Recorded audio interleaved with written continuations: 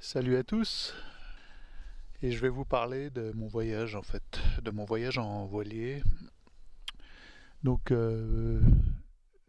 ce voyage qui a commencé en septembre 2017, le 16 septembre exactement, enfin un petit peu avant parce qu'on est allé chercher, on a acheté le voilier en Angleterre, donc on est allé le chercher à Plymouth, donc on l'a ramené à Brest au mois de mars 2017. Et donc on a quitté Brest le 16 septembre. Et ce voyage, en fait, c'était pas le premier en ce qui me concerne, hein. Pour ceux qui me connaissent, vous savez que ce voilier, c'était mon huitième voilier. Ou c'est toujours d'ailleurs, parce qu'on l'a toujours, hein. Il est toujours avec nous, même s'il est à quelques milliers de kilomètres en ce moment au Guatemala.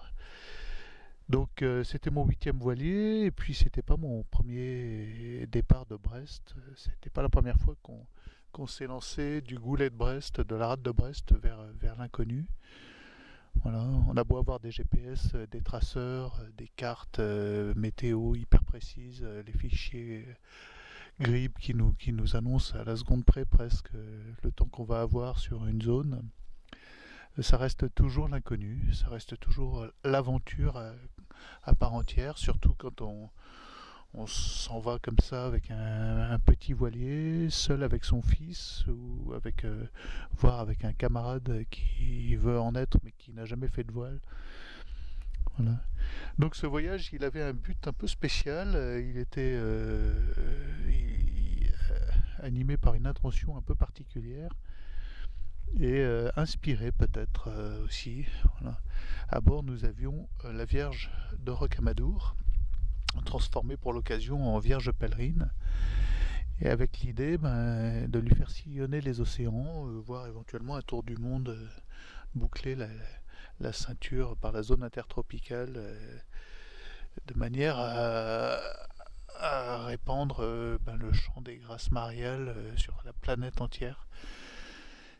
Voilà, c'était peut-être un peu inspiré, je sais pas, on verra là-haut quand on y sera si c'est l'été ou non, mais toujours est-il que voilà, un voyage marial avec une vierge pèlerine, ça peut pas faire de mal. Ça peut pas faire de mal à notre monde et à la planète. Donc cette vierge nous avait été remise officiellement, on va dire. Je mets des guillemets officiellement parce que c'était quelque chose qui venait d'initiative personnelle d'un prêtre, d'un ami, de moi-même. Il n'y avait pas l'église tout entière derrière, les évêques en grande pompe, il n'y avait pas tout ça. Voilà, c'était quelque chose d'assez confidentiel. Elle nous avait été remise au Sable d'Olonne et c'était celle qui avait présidé au dernier Vendée Globe. Elle trônait dans une nef dans l'église des Sables, au-dessus du panneau d'affichage. Cette année, il y avait une aumônerie.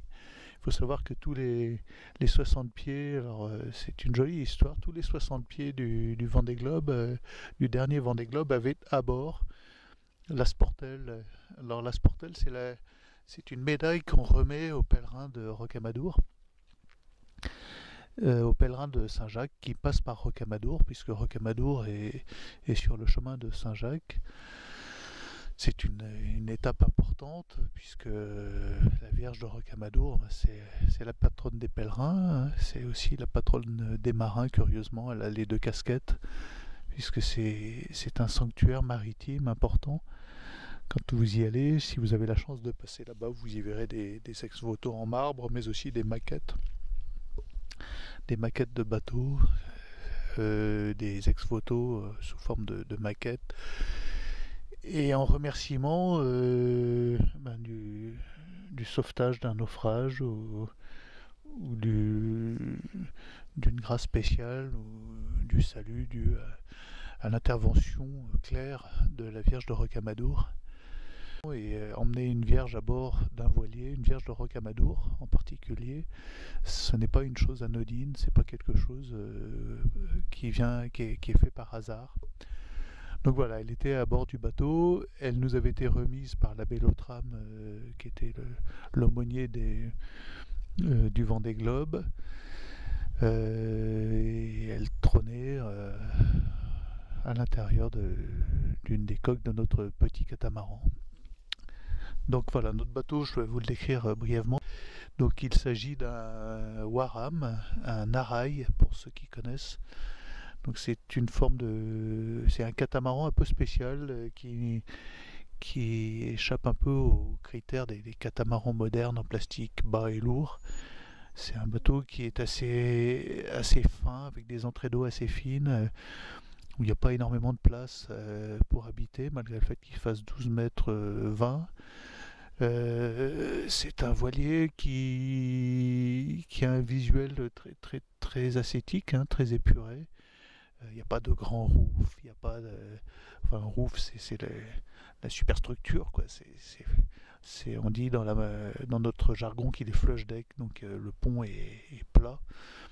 Voilà, c'est comme une plateforme avec deux coques, une sorte de radeau de pauvres et de pèlerins, et le bateau se prête très bien à l'esprit du pèlerinage. Voilà, un bateau extrêmement simple, en même temps assez véloce, très marin. Voilà, on a pu en juger à travers l'océan et sur la mer des Caraïbes. On a pu vraiment juger de ses qualités marines. Donc on s'est lancé avec voilà, l'intention d'accomplir, de faire ça sous l'esprit d'un pèlerinage. On est arrivé après 3 jours au départ de Brest, on est arrivé en Espagne. On n'a pas atteint le Cap Finistère parce qu'on devait avoir un vent de nord et on a eu un vent de sud.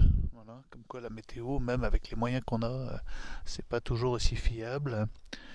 Donc avec le vent dans le nez, on a dû se rabattre sur un des ports de la côte espagnole, de la côte nord espagnole. Et donc on a remonté, on est parti de ce port-là vers l'est. Dans une des baies, on a laissé le voilier et on est parti à Compostelle, amener la Vierge. Et voilà, il faut savoir que la Vierge de Rocamadour est dans la chapelle française de la basilique de Santiago. Il y a eu une petite cérémonie, une messe avec les deux vierges, la nôtre et celle qui est à demeure dans la chapelle française de la basilique de Santiago. Et voilà, c'était un peu le vrai départ du pèlerinage. Et partant de là, on a passé le Cap Finistère, puis on a descendu la côte espagnole, puis portugaise, et jusqu'en Algarve. Donc jusque dans les lagunes, les magnifiques lagunes d'Algarve. Et donc on est parti d'Algarve, donc de l'île de Culatra, vers les Canaries, et puis voilà où nous avons passé, on a descendu les Canaries d'île en île, et puis de Las Palmas, on s'était lancé dans l'Atlantique. Voilà, ça faisait déjà 2 bons mois bien sonnés de voyage. Donc voilà, la traversée, la transat a duré 23 jours. C'était une transat. Alors on n'a pas eu trop d'histoire, pas de casse du tout. Il a fallu beaucoup barrer parce que on n'était pas très au point au niveau de l'électricité à bord, donc on ne pouvait pas avoir du pilote H24. Donc on faisait marcher le pilote la nuit, puis le jour on rechargeait les batteries en barrant. Donc c'était pas notre première transatlantique, loin de là, puisque avec chacun de nos voiliers, nous avons pu nous élancer dans l'océan. Mais celle-ci était un peu différente. Alors on a été très surpris, très surpris par certaines conditions, et les algues en particulier. Donc à perte de vue, à partir on va dire du 24e, 23e parallèle, donc un peu au sud des Canaries, la mer était de couleur brune. C'était des bancs et des bancs de sargasses à l'infini sur toute l'étendue atlantique. Très surprenant. Et là où d'habitude nous voyons des coryphènes, donc les coryphènes, donc ce sont des poissons magnifiques, arc-en-ciel, qui peuvent faire jusqu'à 2 mètres de long, qui suivent les voiliers, et puis sur des milles et des milles, voilà, même la nuit. Elles ne quittent pas la protection des voiliers, donc on peut les éclairer la nuit avec les lampes. Et ça fait des magnifiques reflets arc-en-ciel quand on les pêche, parce que c'est délicieux à manger. Donc elles arrivent sur le pont de couleur arc-en-ciel et elles perdent immédiatement leur couleur. Voilà, c'est une de leurs caractéristiques. Et bien, durant cette transat, nous n'en avons vu aucune. Et à part un petit banc de cétacés, de dauphins au sud immédiat des Canaries, plus un dauphin, plus un cétacé durant toute la transatlantique. Voilà, ça c'est quelque chose que nous que nous ne connaissions pas, puisque d'habitude des baleines on en voit au quotidien, de toute espèce, des rorquals, des grands rorquals, des bancs de dauphins, des bancs de globicéphales. Là, rien, pas un mammifère marin. Donc un peu angoissant. La nuit, on entendait les algues feuler sur la coque. On a croisé la route, ça devait être à 1 semaine de l'arrivée en Martinique d'un monocoque. Et nous avions la chance d'avoir un catamaran sans quille, et les algues glissaient sous la coque. Alors on se contentait de glisser par-dessus. Et ce fameux monocoque devait s'arrêter, devait mettre en panne et mettre les voiles à contre de manière à faire marche arrière pour évacuer les monceaux, les paquets d'algues qui étaient coincés sur son safran et sur sa quille. Voilà, c'est un phénomène assez nouveau. Et voilà, on ne peut pas s'empêcher de faire un lien avec l'Apocalypse, la mer rouge comme du sang et tous les animaux de la mer qui sont morts, qui ont disparu. C'est quelque chose dont on a pu se rendre compte cette année, très, très, très angoissant, très apocalyptique, flippant, quoi, on va dire. Donc ça se traduit en mer des Caraïbes et dans tout l'arc antillais par des rejets de kilos et de kilos d'algues qui viennent mourir sur les plages, sur les côtes et qui puent, ça sent la mort, quoi. Et il n'y a quasiment plus moyen de pêcher. On ne peut plus pêcher en bateau, ça c'est sûr, parce qu'une ligne de traîne, quand on avance à 7 nœuds, 6-7 nœuds, au bout d'une heure, même pas au bout de 10 minutes, elle se couvre d'une espèce d'une énorme perruque d'algues, donc voilà, plus moyen de pêcher. Donc ça, voilà, c'est un phénomène nouveau, ça a 4 ans d'âge apparemment, d'après les experts à qui on a pu en parler. Auparavant, il y avait des algues dans l'Atlantique, des sargasses, mais de façon saisonnière, ça durait 1 mois ou 2, là ça dure maintenant toute l'année. Donc on entend dire un peu tout et n'importe quoi à ce sujet-là. Alors les commentaires des ignorants, oui, c'est le réchauffement climatique. Alors moi je vous arrête tout de suite. C'est pas le réchauffement climatique, mais c'est bel et bien lié à de la pollution, ça, oui. De la pollution, je suis d'accord. Voilà, faut pas dire n'importe quoi, faut pas dire de conneries. Ça serait plutôt lié à de la pollution, à des cultures intensives dans la forêt amazonienne. Voilà, au lieu d'avoir de la forêt, ben maintenant on a des champs à perte de vue pour créer des carburants provenant du maïs et autres cultures. Donc ça, c'est pas anodin. C'est la forêt qui disparaît, puis l'Amazone qui est un immense fleuve qui reverse des nitrates, des phosphates et tout un tas de produits dans l'océan Atlantique. Donc faut pas s'étonner du résultat. Donc la pollution et pas le réchauffement climatique. Faut arrêter de dire des conneries. Et puis surtout, dire c'est le réchauffement climatique, c'est une façon de se dédouaner, de se déculpabiliser, d'accord ? Tandis que si on met clairement les points sur les i, on dit c'est de la pollution. Voilà. Maintenant, on sait on fait un peu n'importe quoi sur la planète et qu'on se conduit comme des barbares, des consommateurs. Voilà. Donc je voulais aussi parler de l'accueil partout où nous sommes passés avec la Vierge et où nous avons pu la débarquer. On a été accueillis surtout par les paroisses de manière très très simple, informelle. Voilà, il n'y avait pas besoin d'en faire des tonnes, d'ameuter tout le monde. On arrivait avec la Vierge, on disait que c'est une Vierge pèlerine, et les gens venaient prier autour d'elle. Voilà, je remercie aussi l'accueil en Martinique qui a été extraordinaire, extrêmement chaleureux. Voilà, que ce soit à Sainte-Anne, là où nous étions mouillés, dans la paroisse de Sainte-Anne, ça a été magnifique. Ou dans les familles, dans l'île, voilà, on a été accueillis en famille. La Vierge a pu débarquer en famille, nous avons pu prier autour d'elle. Et voilà, rien que ça, écoutez, ça valait le voyage. Donc on est arrivé en Martinique, où nous avons passé un mois et nous avons eu un accueil extraordinaire. Et de là, de la Martinique, nous avons quitté, nous sommes partis traverser la mer des Caraïbes vers Panama, donc c'est pas la porte à côté, où nous avions rendez-vous avec un pèlerin, quelqu'un qui nous avait donné rendez-vous là-bas, qui pensait traverser le canal avec nous et descendre jusqu'à Tahiti. Voilà. Donc nous avons rencontré cette personne à Panama et qui nous a annoncé qui nous a tout de suite annoncé que voilà, il était là, mais il ne monterait pas à bord et il ne viendrait pas avec nous. Voilà, je le laisse à ses raisons, je vais pas les détailler, je ne vais pas non plus les critiquer ni quoi que ce soit, c'est pas du tout l'idée.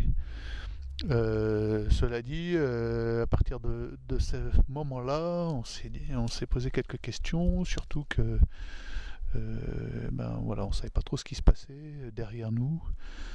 L'abbé Lotram qui nous avait remis la Vierge s'était fait virer, c'est le mot, hein.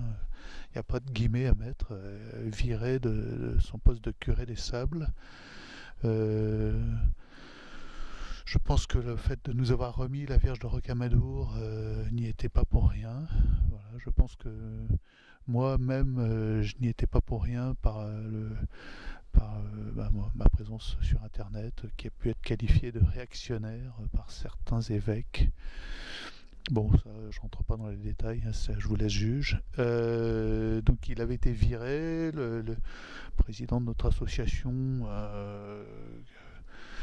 qui n'est pas marin, et de l'association Les Voiles de l'Immaculée, était un peu en retrait par rapport à tout ça. Du coup, il comprenait plus très bien ce qui se passait. Donc nous avons décidé de ne pas passer le canal de Panama cette année, et d'autant que mon fils, ça faisait quand même 6 mois à peu près, 6 mois de mer. C'est un garçon de 13 ans, hein. Il commençait lui-même à se poser quelques questions. C'est un bon marin, il a grandi, il a mûri, c'est devenu à bord un adolescent. Il est devenu un bon équipier, mais voilà, faut être honnête, sa mère lui manquait un peu, hein. Sa mère restait en Auvergne chez nous. Donc nous avons décidé de remonter la mer des Caraïbes et d'aller déposer le bateau pour la saison cyclonique au Guatemala, donc sur le Rio Dulce. C'est un endroit assez extraordinaire où on rentre par de très haut fond, donc il n'y a que des bateaux à faible tirant d'eau qui peuvent rentrer sur le Rio Dulce, mais une fois qu'on est rentré à l'intérieur, une fois qu'on navigue sur le Rio, c'est des grands lacs, des grandes étendues, on passe dans des endroits assez magiques, assez merveilleux, et on arrive, c'est comme des chantiers européens, même mieux, même plus propres, plus organisés, donc très organisés.